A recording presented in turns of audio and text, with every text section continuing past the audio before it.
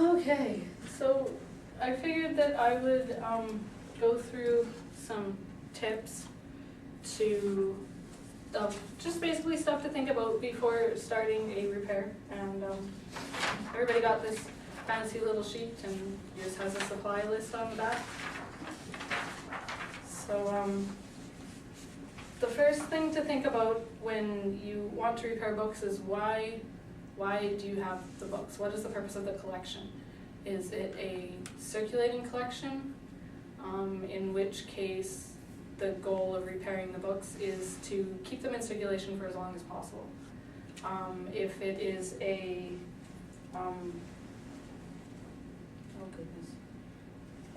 if the collection's main purpose is to retain the books, then you're only going to want to repair to keep it from experiencing further damage. For example, in the archives, if there's a page loose or whatnot, you just kind of tuck it back in and put it in a box so that it doesn't get any worse, because it's the value of the item as it is more important than the value as a circulating item.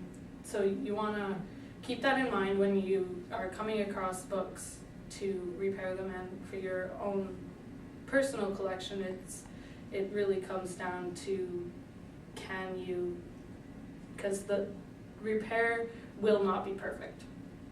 It's very difficult to get a page all the way back in there where it was supposed to be after it has fallen out.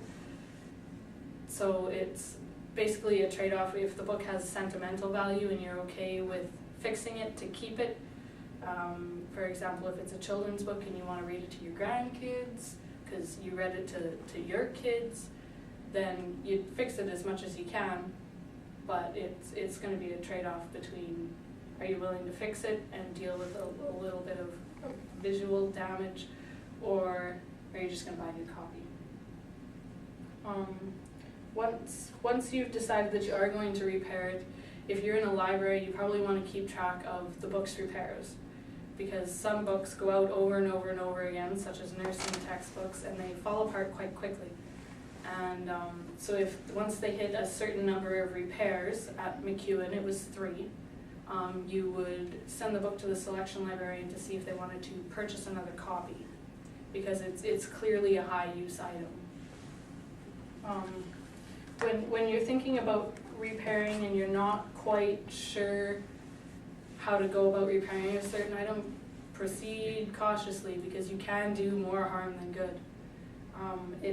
It can be quite difficult to complete some repairs, and you won't hurt the item anymore by leaving it the way it is for a little bit until you can find some advice, someone with more experience, a YouTube video, because there's quite a few out there.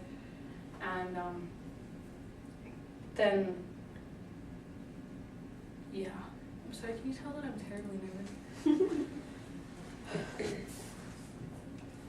Once a book has reached the end of its life, consider keeping it as a weight, if it's a larger book, or as a guinea pig, if it's any size book really, because a guinea pig book that you don't really care about, such as this one that I picked up at Value Village over the weekend for the purposes of destroying for this workshop, you can destroy it because it's a guinea pig. It's been discarded, or you've weeded it from your personal collection or whatnot, and it's really great to take it apart, and you can create damage and then try and repair it before you go on to repair a book that has a little bit more value. When you are weighting books, try and make sure that the weight is bigger than the book, because the weight needs to be distributed evenly. If you find that your weight, such as mine right there, it is a brick that was broken in half and I wrapped it in paper. If you find that your weight is bigger than the book, what you can do is grab a chunk of wood.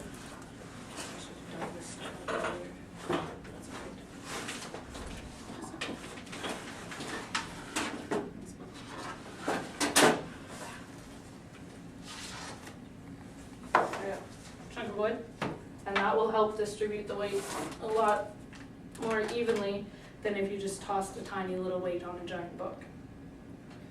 So it's always handy to have a piece of wood hanging around. Really anything will do. This was the leftovers of a failed high school project. And it's come in quite handy, actually.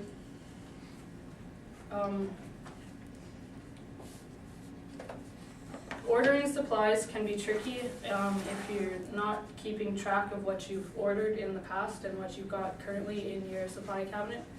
One of the best ways that I've found is to keep track of the item's catalog number from the supplier when you bring it in and open it. One of the things that I've done is I order from Brodart, and everything comes in these fancy little bags with the item's catalog number written on it. So when I take the bag off, I take a Sharpie and I write it on the inside of the roll. And then as soon as it starts getting low, all I have to do is pick up and look at the inside of the roll, and I can order the exact same thing. You can write it on jars of glue, anything that you think will be used up and will need to be reordered. It's a really simple way of just keeping track of what you've used and what's worked well for you in the past. Another thing that you can do is write it on the repair list or on the supplies list. And then you'll know that, you know, for single stitch tape or 4-way hinge tape, depending on who you're asking, because everything has at least 3 names in the library. You'll know that that's the kind that's worked best for you in the past, because Brodart has about 8 different names for each kind of tape, and they sell them all under different catalog numbers. But they're good folks at Brodart. Brodart also has put out a handy little guide to book care and repair that you can order off of their website for free. If you order a catalog, they send you the catalog, and it's like window shopping for me. I love flipping through the Brodart catalog, and it's a really handy little book.